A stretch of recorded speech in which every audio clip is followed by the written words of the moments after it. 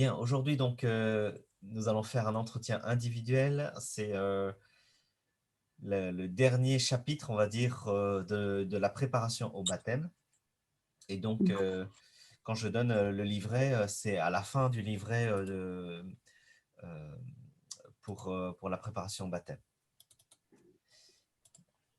Et donc,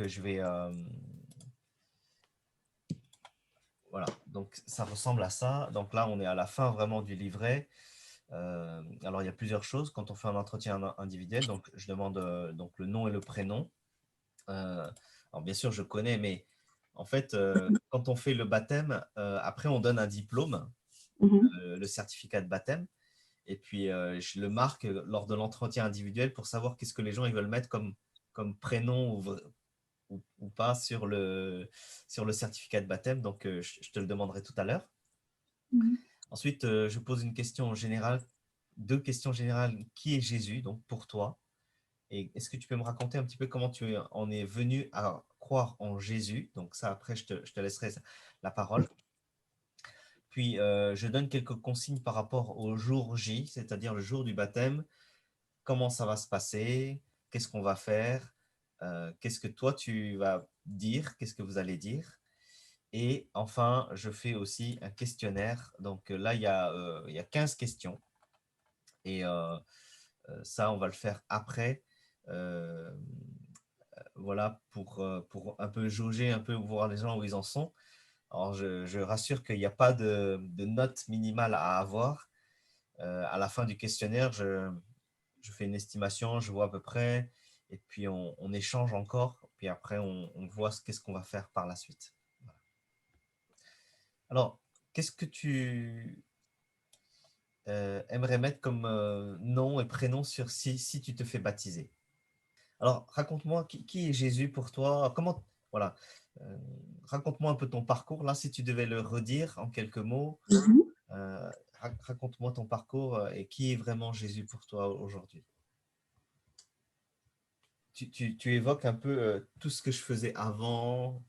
Mhm. Alors, des fois, les personnes qui parlent, ils ont leur propre vocabulaire. Mhm. Est-ce que pour toi, ça sous-entend le péché? On va essayer d'être peut-être. Ça, c'est très bien tout ce que tu Mhm. dis. Bon, c'est bien. Est-ce que tu peux, dans ton parcours, Mhm. hum, préciser un petit peu peut-être un moment qui t'aurait décidé à donner. Qu'est-ce qui t'a décidé à donner ta vie vraiment à Jésus? Est-ce qu'il y a, je dis pas un moment clé, mais peut-être une parole de Jésus un peu plus marquante ou qui t'a interpellé un peu plus. Alors, bon, je dis ça un peu en gros, essaye de saisir ma question pour juste un peu être un peu plus précis. Est-ce que c'est possible ou pas? Alors, là, je vais passer au. Donc, c'est très bien, merci, hein. Mhm. Je vais aller sur le point 4, le jour J, en fait. Mhm. Euh, En fait, le jour J, on demande. Alors, il y a plusieurs choses, hein, il y a plusieurs choses. Mhm. D'abord, il y a une partie où on demande aux personnes qui vont se faire baptiser de donner un témoignage. Ouais. Le jour où les gens sont baptisés, donc on demande en général aux personnes. Alors, quand il y a beaucoup, beaucoup de monde, c'est difficile, mais quand il n'y a pas beaucoup de monde, aux personnes de pouvoir donner leur témoignage personnel, c'est-à-dire comment ils en sont venus à croire en Jésus. Mhm. Et donc, là, il faudra. Bon, je vais te demander, mais si tu pouvais le faire, il faudra le préparer. Il faudrait le préparer. Donc, il faut l'écrire. Mhm. Euh, il faut l'écrire. Tu me l'enverras. Moi, je donnerai quelques observations, peut-être des Mhm. formulations ou peut-être pour aider un peu à clarifier. J'ai un document qui explique un peu comment on fait un témoignage. Mhm. Donc, c'est un document qui précise que pourquoi c'est important de témoigner. Et un témoignage, normalement, il y a trois parties. Il y a une partie où, comme toi, tu l'as dit tout à l'heure, une Mhm. partie où avant, comment c'était ma vie, avant. Et on décrit jusqu'à un moment où il y a quelque chose qui nous fait plus réfléchir.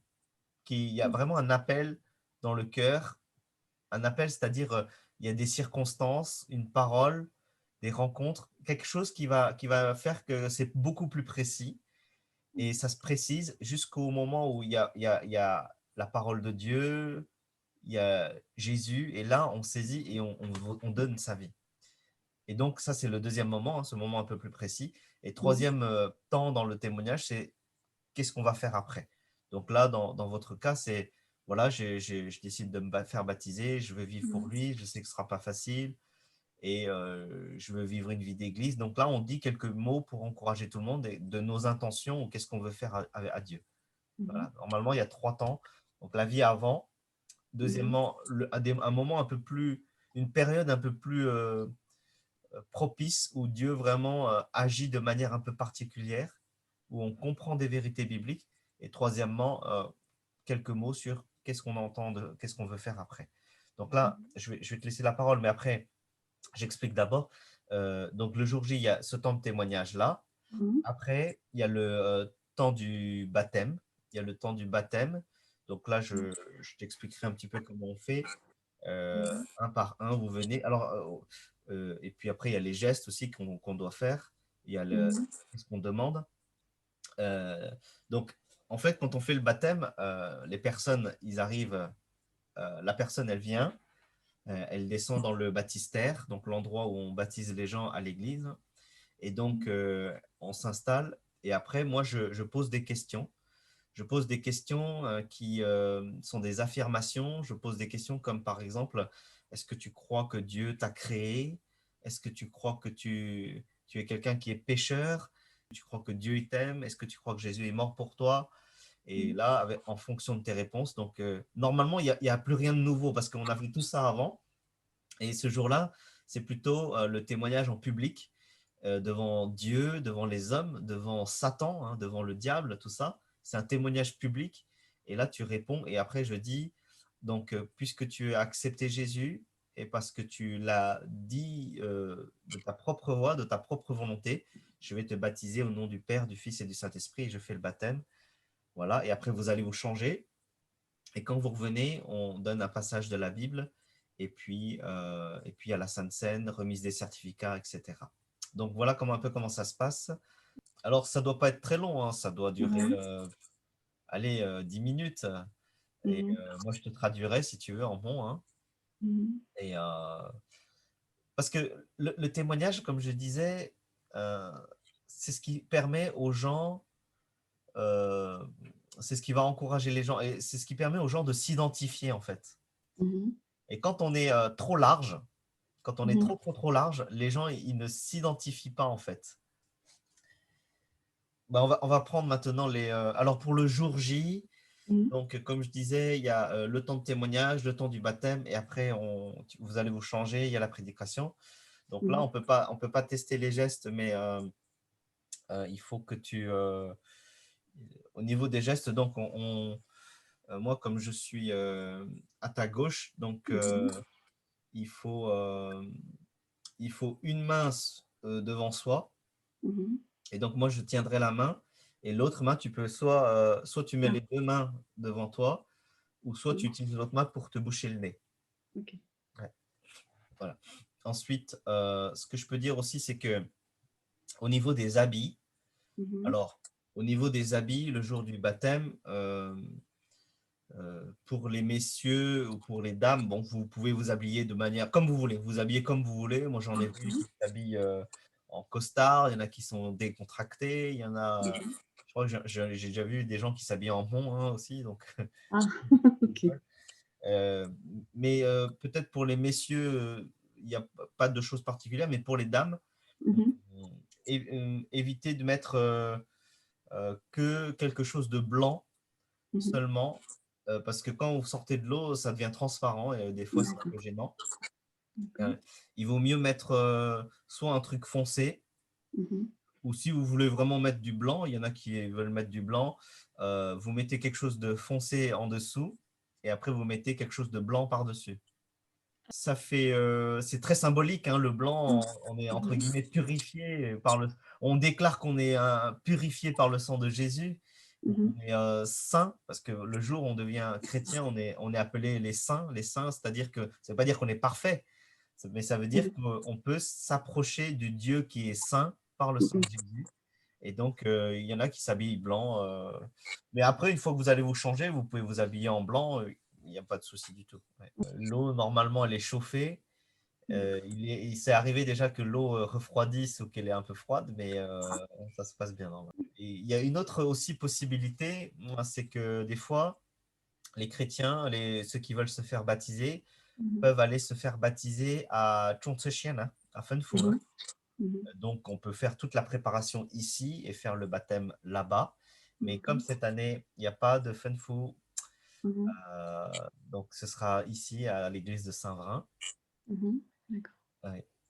Autre chose, l'église, enfin le baptême, Mhm. c'est l'occasion d'inviter tous ceux qu'on connaît, notre Mhm. famille, les enfants, les proches, pour pouvoir témoigner. C'est un moment de joie, hein, c'est un vrai moment de joie, je trouve. Et les gens peuvent venir nous encourager, assister. Pour certains, c'est peut-être une des rares occasions qu'ils vont avoir pour aller à l'église ou voir comment ça se passe, Mhm. un baptême chrétien évangélique. D'accord. Donc, sans toit libre, je pense que on aura déjà ouvert quand même les locaux. Alors, je ne sais pas s'il y aura peut-être de la distanciation, mais si tu veux inviter des personnes, n'hésite pas à le faire et puis à nous dire combien il y a de personnes qui viendront. Oui, je ne l'ai pas précisé, bien précisé. C'est pendant le culte. Ah, ok, d'accord. Ouais. Donc, c'est D'accord. un culte avec baptême. Ok, d'accord. C'est-à-dire qu'on fait un culte presque normal, c'est-à-dire que le Mhm. déroulement du culte et les horaires, c'est le dimanche matin. Mhm. Et pendant ce culte-là, donc il y a le témoignage et le baptême. Donc on va dire que c'est un culte qui est orienté euh, et qui contient un baptême. D'accord. Ouais. Ok. Donc c'est vraiment le dimanche matin. C'est en même temps que, enfin c'est en lieu et horaire du culte habituel, mais il y a un Mhm. baptême ce jour-là. Voilà. D'accord. Euh, Ce que je voulais dire aussi, c'est que tu seras sûrement filmé Mhm. et tu vas passer sur YouTube en direct. Mais si tu ne veux pas, bah, Mhm. on coupera les images, on coupera tout ce qu'il faut. Ça, on peut toujours faire après, il n'y a pas de souci du tout. Ouais. Ok, alors on va juste prendre un petit peu le questionnaire. Mhm. Et il y a des questions, on peut aller un peu plus vite. Hein. Alors, premièrement, tu me dis, hein, je dois me faire baptiser pour aller au ciel. Oui. Donc, derrière cette phrase, il est sous-entendu que comment on fait finalement pour aller au ciel? Mhm. Et eh bien, par la foi seule, la foi en Jésus seul, Mhm. par la grâce de Dieu. En fait, on ne peut pas aller au ciel finalement quand on est Mhm. pécheur. Il Mhm. faudrait être parfait pour aller au ciel, mais par notre foi en Jésus, qui est mort à Mhm. notre place, Dieu nous déclare juste. Dieu nous donne le titre de Je te déclare que tu peux aller au ciel. Mhm.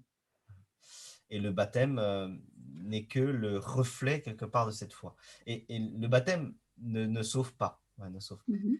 Alors, tous mes amis se font baptiser. Il est temps que je le fasse aussi. Là, on revient un peu sur la première question. Tu disais Mhm. qu'il y a des gens qui se font baptiser, on ne sait pas s'ils vont aller au ciel. Mhm.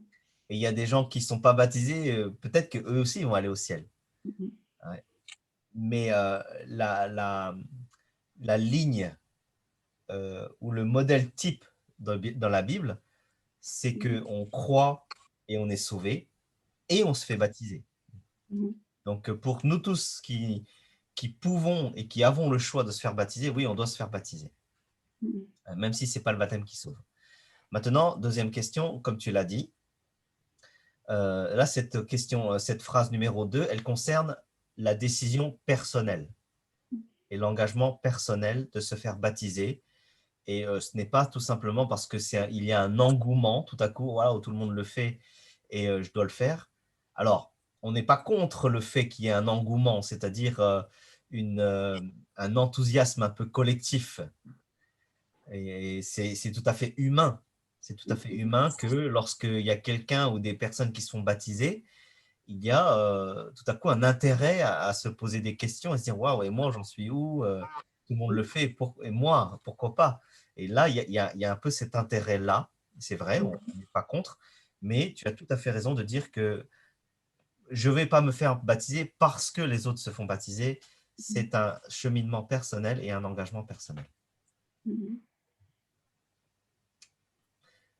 OK, troisième phrase, donc c'est à peu près la même chose, c'est-à-dire Mhm. je vais attendre mon conjoint pour me faire baptiser en même temps que lui.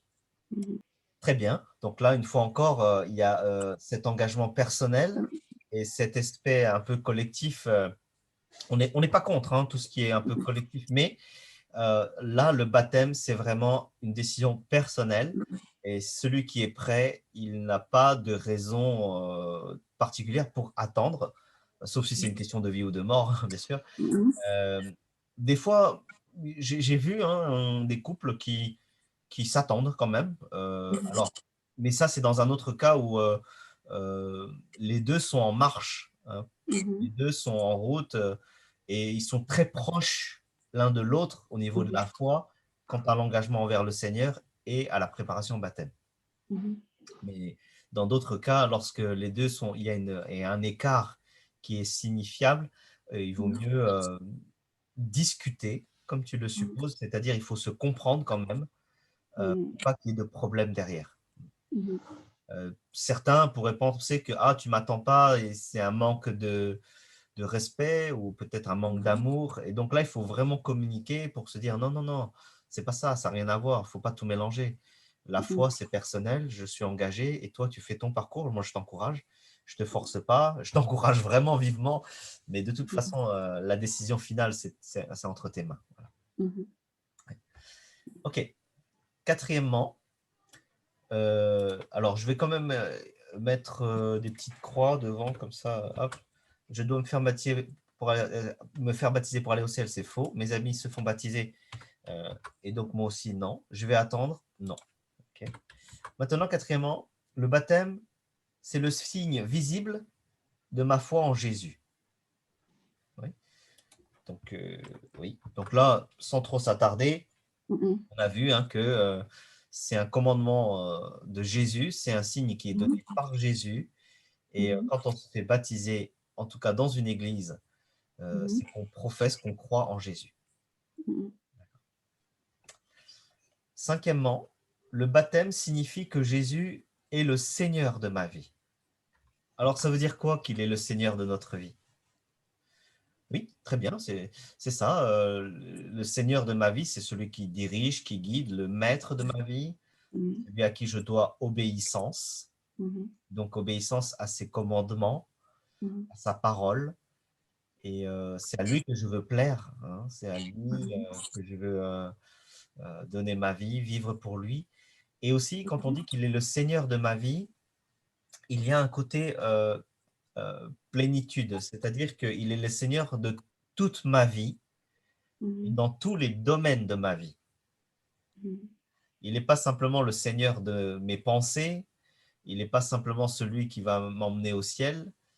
Non, il est aussi le maître de toute ma vie, de mes pensées, de mes paroles, de mes actes, de mes Mhm. passions, de mon enthousiasme, de mes motivations, de tous les domaines de ma vie. Mhm. Ok. Allez, sixième question. Je dois être parfait pour me faire baptiser. Très, très bien, très bien. Là, cette question, cette phrase-là, elle met en avant un peu le péché. Est-ce qu'on est prêt? Est-ce qu'on doit... voilà. Alors, tu as tout à fait raison de dire que de toute façon, on ne peut pas être parfait. Et donc, si on peut pas être parfait, si on veut attendre d'être parfait pour se faire baptiser, il y en a pas beaucoup, il y a personne qui se ferait baptiser. Déjà. Euh, on est pécheur. Avant de croire en Jésus, on est pécheur. Donc, on a cette tendance de pécher en nous. Après qu'on croit en Jésus, on sera toujours encore pécheur. Donc, on va encore pécher. Et Mhm. même après le baptême, on aura encore cette tendance à pécher. On ne sera pas parfait. Mhm. Mais c'est vrai que quand on croit en Jésus, il y a quelque chose de nouveau qui se passe en nous. On veut lutter contre le péché. Mhm. Et bien souvent, on y arrive, hein, on y arrive. On arrive à lutter contre notre péché, à être victorieux du péché, à changer notre vie, à abandonner des péchés. Et bien souvent aussi, on n'arrive pas, on stagne et on lutte. C'est une véritable lutte. Voilà. Donc, on n'attend pas d'être parfait pour se faire baptiser et on ne se fait pas baptiser pour être parfait. Mais quand on se fait baptiser, on veut et on va tout faire pour être parfait, comme Jésus est parfait, même si on sait qu'on ne pourra jamais être pleinement parfait. Donc c'est un chemin qu'on prend pour faire le ménage dans sa vie et surtout avec l'aide de Jésus et du Saint-Esprit pour pouvoir changer. Okay. Septièmement, alors je n'ai pas besoin de me faire baptiser du moment que je crois en Jésus dans mon cœur et que je fais de bonnes œuvres. Alors, par exemple, qu'est-ce que tu dirais à quelqu'un qui dit, bon, ben écoute, moi, je pense que je n'ai pas besoin de me faire baptiser, parce que je crois en Jésus, puis je fais déjà de bonnes œuvres, donc je n'ai pas besoin. Qu'est-ce que tu vas lui dire? Alors lui, imaginons que tu lui dises, voilà, si tu crois vraiment en Jésus, le baptême, c'est le signe qui montre que tu crois vraiment, même si ça ne te sauve pas, et qui te dit, oui, mais non, mais Dieu, de toute façon, il sait que mon cœur est à lui, que je crois en lui, le signe, il est dans mon cœur, et puis je fais de bonnes œuvres. Les signes, le signe de ma vie, ce sont les bonnes œuvres. Je vais à l'église, je fais des choses pour Dieu, je prêche la parole, je témoigne. Alors, très bien, bien sûr que c'est faux. Bien sûr que c'est faux. Celui qui prétend qu'il n'a pas besoin de se faire baptiser parce qu'il croit déjà qu'il croit en Jésus dans son cœur et qu'il fait déjà de bonnes choses, c'est faux parce que il ne faut pas oublier que c'est Jésus lui-même qui a ordonné à ses disciples de pratiquer le baptême, de faire des disciples de toutes les nations et de les baptiser au nom du Père, du Fils et du Saint-Esprit et de leur enseigner tout ce qu'il leur a enseigné. Et donc, c'est écrit dans Matthieu 28, versets 18 à 20. Et donc, il faut se rappeler que le baptême, c'est le signe visible, bien sûr, mais c'est aussi le signe de notre obéissance à Jésus, de notre engagement à Jésus. Et donc, dire qu'on croit que Jésus, il est le maître de notre vie, qu'on fait de bonnes choses, oui, mais on n'obéit pas à Jésus si on ne se fait pas baptiser. Et donc, on peut toujours expliquer à la personne que oui, tu peux dire que tu crois en Jésus dans ton cœur et que tu fais de bonnes œuvres, mais tu n'as pas obéi à Jésus, parce que Jésus, c'est lui-même qui l'a commandé le baptême. Après, c'est entre toi et Jésus, mais nous, en tant que personne baptisée, on doit te le rappeler que tu as beau prétendre être chrétien dans ton cœur, permets-nous d'en douter, on lui dira, excuse-nous, mais permets-nous d'en douter. Peut-être que tu as un Jésus dans ta vie ou un petit Jésus dans ta vie, mais ce n'est pas le Jésus de la Bible qui ordonne et le baptême. Et Jésus lui-même, il a dit, si vous m'aimez vraiment, vous obéirez, vous ferez selon mes commandements. Et on voit bien que aimer Jésus, ce n'est pas simplement un bon sentiment, il est beau, il est fort. Non, non, non. Aimer Jésus, c'est obéir. C'est obéir. Et l'obéissance fait partie vraiment de la foi. La foi, ce n'est pas que faire confiance ou faire des choses. Tout ça, ça fait partie de la foi. Mais il y a surtout l'obéissance. Alors, on le dit de manière très cordiale, mais ce n'est pas nous qui le disons de toute façon. C'est la Bible, c'est Jésus qui le dit. Et donc, il faut le renvoyer au texte biblique. Il ne faut pas débattre sans fin. Bon, c'est sa conviction, mais moi, j'ai ma conviction et j'ai le droit de défendre le texte biblique et voir lui comment il le comprend. Moi, je pense que Jésus, il est très clair en donnant le signe du baptême comme signe de l'obéissance. Voilà. Le baptême signifie que je veux vivre une vie nouvelle avec Jésus. Donc, une vie, c'est très long. Une vie, c'est très long. Alors, on peut se convertir très jeune. surtout quand je vois les jeunes qui se convertissent à 14, 15 ans, Mhm. voire même avant, ou des personnes âgées, mais une vie, c'est très long. Et la vie avec Jésus, c'est long. C'est fait souvent de haut et de bas. Mhm. Et c'est vrai qu'on veut vivre une vie nouvelle. Nouvelle, ça veut dire quoi? Ça veut dire que avec de nouveaux repères, avec un nouveau Seigneur, Mhm. euh, avec un changement de vie. Et souvent, la vie est très longue. La vie est très longue. Il y a des hauts et des bas. Il faut s'accrocher. Il faut s'accrocher. Mhm. Alors, je me fais baptiser car je crois que je peux avoir des bénédictions par mon baptême. Alors, bien sûr que c'est faux de croire Mhm. ou de vouloir se faire baptiser parce qu'on voudrait des bénédictions. Alors, Mhm. euh, derrière cette phrase, il y a plusieurs idées. Tout d'abord, l'idée de croire que le baptême aurait un pouvoir en lui-même Mhm. pour nous bénir, pour nous combler de bénédictions.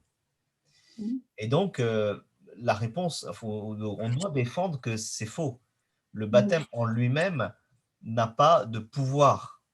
Le baptême n'a pas de pouvoir en lui-même pour pouvoir nous bénir d'une quelconque peut-être guérison, d'une quelconque peut-être bénédiction de nous rendre plus forts ou plus parfaits ou plus proches de Dieu.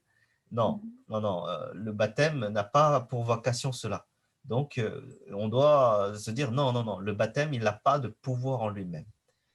Deuxièmement, deuxièmement, il y a l'idée de, bien sûr, que si on est béni, si on reçoit des bénédictions, comme tu l'as soulevé, cela vient de Dieu et de Dieu seul. Et on doit le remercier Dieu. On n'a pas remercié le baptême, on remercie Dieu de nous bénir de ses bénédictions. Alors certains vont dire oui, mais Dieu utilise le baptême pour nous bénir. Ce moyen, il aurait un pouvoir quelconque en lui-même. Mhm. Mais en même temps, ceci étant dit, c'est vrai, c'est vrai que Dieu peut utiliser tout ce qu'il veut pour nous faire du bien, pour nous faire du bien. Et donc, je dirais que c'est vrai que le baptême en lui-même, parce qu'il est un témoignage public, parce que c'est un Mhm. signe visible, il peut nous apporter un encouragement. Et ça, en tant qu'humain et en tant que chrétien, on ne dit pas non à cela. On est serein, on est clair à ce sujet. C'est-à-dire que le baptême, c'est quand même un moment important dans la vie. C'est pas Mhm. un moment banal ou c'est quelque chose de significatif où on peut se rappeler notre baptême, on peut s'encourager en se disant ah oui, j'ai vraiment été baptisé ce jour-là. Et comme on l'a dit tout à l'heure, des fois la vie chrétienne, elle est très longue. Mhm. Elle est très très très longue et il y a des hauts et des bas. Mais quand on se fait baptiser, on se dit non, je me suis vraiment engagé avec le Seigneur à ce moment-là. C'était vrai. Personne m'a obligé. C'était fort. C'était à un moment donné, à un endroit donné, et c'était en un lieu donné. Oui, ça peut m'encourager. D'un point de Mhm. vue humain, ça peut nous servir de référence et de repère dans notre vie. Et je pense que dans ce sens-là, il y a un côté très pratique ou un intérêt très pratique derrière. Mhm. Donc, bien sûr que derrière chaque phrase, il y a un petit piège, on va dire, Mhm. mais Oui. bien sûr qu'il faut être catégorique en disant non, le baptême, il a pas de pouvoir en lui-même, hein. Il y a des gens qui se font baptiser pour guérir d'une maladie ou pour être parfait. Alors, Dieu, des fois, guérit les gens vraiment après que les gens se soient fait baptiser. Après, il y a Mhm. des gens qui, après s'être fait baptiser, ont renoncé à des péchés comme peut-être l'alcool ou la cigarette, qui Mhm. ont été délivrés de certaines maladies. Et j'en suis vraiment, nous glorifions Dieu pour cela. Et Mhm. à Dieu seul la gloire. Mais ce n'est pas le baptême en lui-même qui aurait permis la bénédiction. Si Dieu a utilisé ce moment du baptême pour en faire une étape importante dans la vie de quelqu'un, pour voir qu'elle a été bénie après, oui, ça peut servir de repère, mais il ne faut pas franchir la ligne de dire que le baptême aurait un pouvoir en lui-même. Mhm. 10e phrase, il n'y a pas de différence entre le baptême catholique et le baptême protestant. Alors, oui, bien sûr que c'est faux. Il y a des différences entre le baptême catholique et le baptême protestant, et je dirais même le baptême protestant évangélique. Mhm. Alors, tu l'as très bien souligné. Tout d'abord, il y a quand même une différence de, de conception au niveau des moyens du salut. Comment est-ce qu'on fait pour être sauvé? Et côté catholique, c'est vrai, hein, c'est écrit dans le catéchisme que le baptême permet à la personne d'intégrer l'Église Mhm. et quelque part est un moyen de salut. Est un moyen de salut, c'est-à-dire que le baptême est utilisé en vue du salut et que sans euh, euh, pour aller au ciel, oui, le baptême aide, contribue à ce que la personne aille au ciel. Et donc, nous n'irons pas sur ce chemin-là parce que ce n'est pas dans la Bible et parce que nous avons euh, le seul moyen du salut, c'est Jésus, c'est la foi en Jésus et la foi seule, la grâce seule. Ce n'est pas les bonnes œuvres qui sauvent, c'est la foi en Jésus seul, par la grâce seule. Et une fois qu'on est sauvé, oui, nous faisons des œuvres pour Dieu. Ensuite, comme tu l'as souligné, nous mettons en avant la profession de foi. C'est-à-dire que nous baptisons celles et ceux qui ont cru dans leur cœur, professé de leur bouche et qui se sont engagés personnellement avec Dieu, avec Jésus. Et ce n'est pas au travers de l'engagement d'une autre personne, de nos parents, de notre famille, mais c'est un engagement personnel. Et je pense que ça, c'est vraiment, une fois encore, biblique. On ne va pas aller sur le terrain de, bon, je m'engage pour toi ou pour mes enfants. C'est la foi des parents qui compterait pour celle des enfants. Non, non. Je pense que Dieu prend la foi des enfants pour leur foi. Et même s'il n'y a pas de foi, il prend les enfants pour eux-mêmes. Et donc, ça, on met beaucoup en avant cela. Alors, il y a quand même des branches protestantes qui font le baptême aussi des nourrissons, qui font le baptême des nourrissons, des enfants. Et donc, il y a des protestants qui le font. C'est-à-dire que, alors il y a des différences, mais là, je ne vais pas aller dans le détail. Mais nous, on est plutôt des credo-baptistes, c'est-à-dire que on ne baptise que ceux qui peuvent affirmer sa foi de lui-même. euh, et, euh, et alors que les catholiques et certains protestants font ce qu'on appelle le pédobaptisme, c'est-à-dire qu'ils baptisent des enfants ou des nourrissons. Donc, le baptême catholique, il y a cette tendance à croire que le baptême peut agir en lui-même. C'est-à-dire que le baptême, il donne ce qu'il représente. Si le baptême, il représente le salut, eh bien, quand tu baptises quelqu'un, tu, tu donnes le salut à quelqu'un. Il opère en lui-même. Que la personne croit ou croit pas, du moment que les parents, il y a un accord de la famille ou des personnes qui sont responsables de la personne, il croit qu'il confère et il transfère le salut qui doit porter des fruits, etc. Et voilà. Mais pas, alors que nous, non. On croit que le baptême, il n'opère pas en lui-même. On croit que c'est Dieu qui, par sa parole, travaille dans le cœur des gens qui doit adhérer à la foi. Il y a donc vraiment des différences de fond, et surtout au niveau du salut, comment on fait pour être sauvé.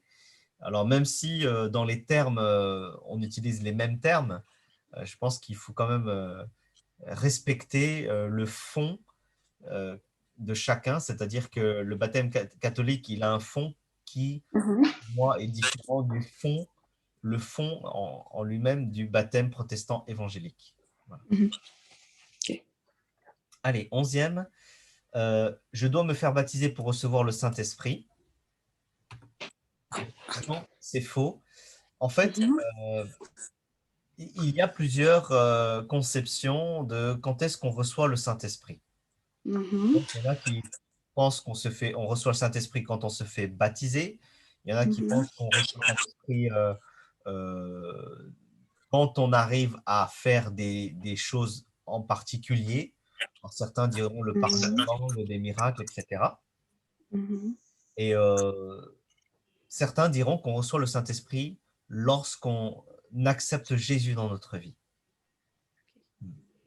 Et donc, pour moi, d'après la parole de Dieu, Éphésiens chapitre 1, verset 13, nous dit que lorsque nous avons entendu la bonne nouvelle de Jésus et que nous avons cru, Dieu nous a fait don du Saint-Esprit et il nous a scellés du sceau du Saint-Esprit. Et donc, moi, je crois que on a le Saint-Esprit lorsque on croit en Jésus. Éphésiens chapitre 1, verset 13 nous dit « Et en Christ, vous aussi, vous avez entendu le message de vérité, cet évangile qui apportait le salut. Oui, c'est aussi en Christ que vous avez cru et vous avez obtenu de Dieu l'Esprit Saint qu'il avait promis, par lequel il vous a marqué de son sceau. » Je Mhm. crois que c'est vraiment lorsqu'on croit que Dieu nous donne le Saint-Esprit, qu'on est baptisé du Saint-Esprit, Mhm. ouais, pour pouvoir vivre une vie nouvelle avec Dieu. Oui. Mhm. Alors, Non. comment se manifeste le Saint-Esprit dans la vie de quelqu'un? Mhm. Je pense que dans la parole de Dieu, il y a plusieurs aspects, mais moi, il y a un chapitre que j'apprécie en particulier, c'est le chapitre de Romains 8, Romains Mhm. chapitre 8, qui montre que l'œuvre du Saint-Esprit dans la vie du chrétien, en fait. Mhm.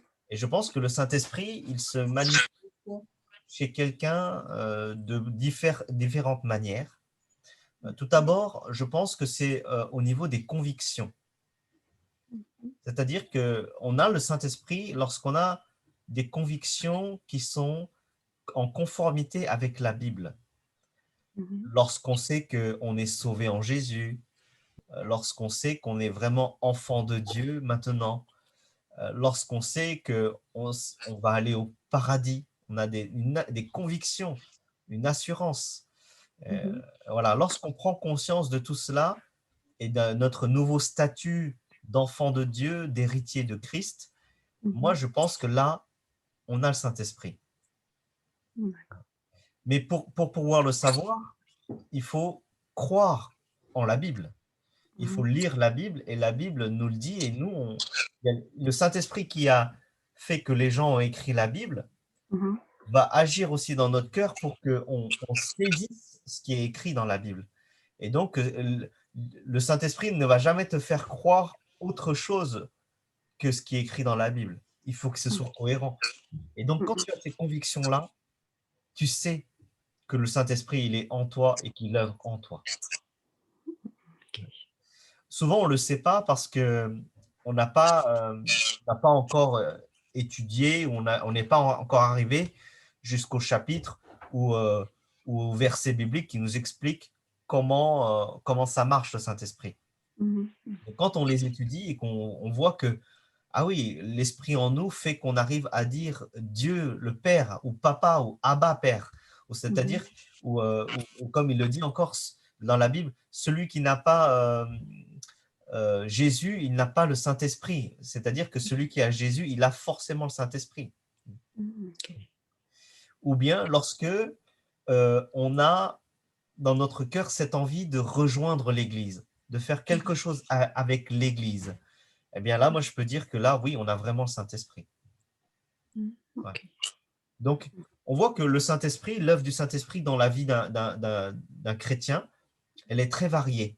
Elle est, Mhm. comment dire, il y a plusieurs facettes.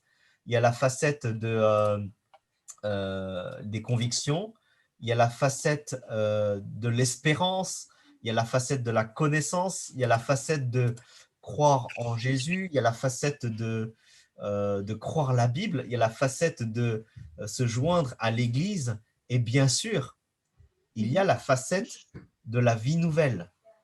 C'est-à-dire que, par exemple, dans la Bible, il est dit qu'on porte les fruits du Saint-Esprit qui sont la patience, la bonté, l'amour, la paix, la joie, la maîtrise de soi. Et on voit que le Saint-Esprit, il agit en nous pour qu'on arrive à faire des choses nouvelles. Voilà. Donc, pour moi, il y a des choses concrètes aussi. tu peux être assuré, si tu crois vraiment en Jésus dans ton cœur, que Dieu, il est en toi par Mhm. le Saint-Esprit. Pas Mhm. parce que moi je le dis, mais parce que la Bible le dit. D'accord. Et, euh, et souvent, on ne s'en rend pas compte parce que c'est un peu mystique. Mhm. Mais tout ce qu'on a à faire, c'est croire la Bible et laisser quelque part le Saint-Esprit agir en nous. Ok, douzièmement, mon baptême montre que Jésus est mon sauveur. D'accord? Donc là, on l'a dit en long et en large. Mhm. Oui, c'est le témoignage que Jésus, il me sauve de mes péchés. 13. Après mon baptême, je n'ai pas besoin de me joindre aux chrétiens. Oui, tout à fait, c'est faux. C'est faux pour plusieurs raisons. Alors, tout Mhm. d'abord, une raison pratique, hein, comme tu l'as dit, Mhm. c'est-à-dire que quand on se fait baptiser, on rejoint les baptisés et on veut vivre Mhm. aussi quelque chose avec les personnes qui sont baptisées comme nous. Mhm. Euh, et donc, on a des choses à faire ensemble, un témoignage à porter, s'encourager les uns les autres, rendre un culte ensemble. Et donc, ça, c'est vraiment le côté pratique. Je crois que quelqu'un qui veut se faire baptiser et qui n'a aucun intérêt pour l'Église, Mhm. je pense qu'il veut juste le signe où il n'a peut-être pas l'Esprit de Dieu, hein, parce que le Saint-Esprit fait qu'on veut être avec les autres qui ont le Saint-Esprit aussi. L'apôtre Paul, il dira aux chrétiens, vous avez tous été baptisés d'un même esprit, dans le même esprit. Et donc, cela veut dire que celui qui se fait baptiser, normalement, on a tous le même Saint-Esprit. Et je ne vois pas pourquoi le Saint-Esprit, il nous mettrait séparés les uns des autres ou éloignés des uns des autres. Mhm. Alors, il veut qu'on soit ensemble, qu'on forme un corps. Mhm. Donc, il y a une raison quelque part pratique, mais une raison aussi quelque part spirituelle. Ouais. Mhm. 14. Après mon baptême, je ne commettrai plus de péché. Oui, alors ça paraît logique. Mhm. Bien sûr que c'est faux. Ça paraît logique que on est pécheur avant, pendant et après le baptême. La nouveauté, c'est quoi? Les nouveautés, c'est que quand on croit en Jésus et qu'on a le Saint-Esprit, il y a, on est sur un nouveau chemin de transformation. Et on est sur le nouveau chemin de transformation. On commettra toujours des péchés, mais on est sur une transformation progressive, continue, nouvelle. Et ce qui est nouveau quand on croit vraiment en Jésus, c'est notre statut devant Dieu, le Mhm. statut juridique, c'est-à-dire qu'on est déclaré sauvé, on est déclaré enfant de Dieu. Le jour où on accepte Jésus dans notre cœur, on est justifié, on est déclaré non coupable. Et ça, c'est un statut juridique. Mhm. Ce n'est pas simplement, ce n'est pas au niveau de la nature ou de notre comportement. On a un statut juridique et au niveau du comportement, on va changer petit à petit, mais on pêchera Mhm. toujours. Mhm. Donc, il ne faut pas trop s'inquiéter, il faut travailler, il faut se laisser transformer jour après jour. Et quand on tombe, eh bien, on doit se relever, on doit se repentir et se relever. Mhm.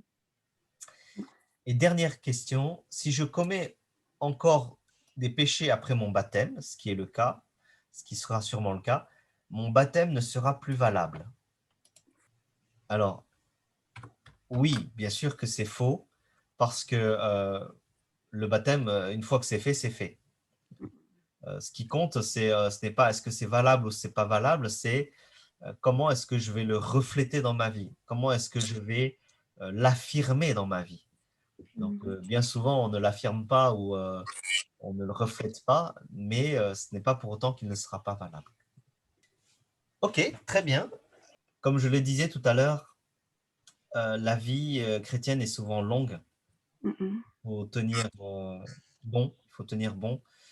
Des fois, il y aura des épreuves dans ta vie personnelle, même des fois avec l'Église, parce que des fois, l'Église n'est pas parfaite, Mhm. mais ça reste l'Église de Jésus.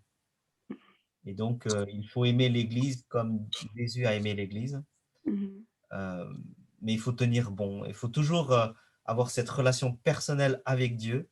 Et c'est Mhm. de là que vient tout le reste de la vie chrétienne. Souvent, la foi, c'est quelque chose un peu flou, on n'arrive pas trop à saisir, mais le baptême est là pour marquer ce temps-là, pour marquer notre engagement, qui sert de repère dans notre vie, dans le temps et dans l'espace, où on peut revenir et se dire, ah oui, je me suis vraiment fait baptiser, je suis vraiment engagé avec le Seigneur et il faut tenir bon.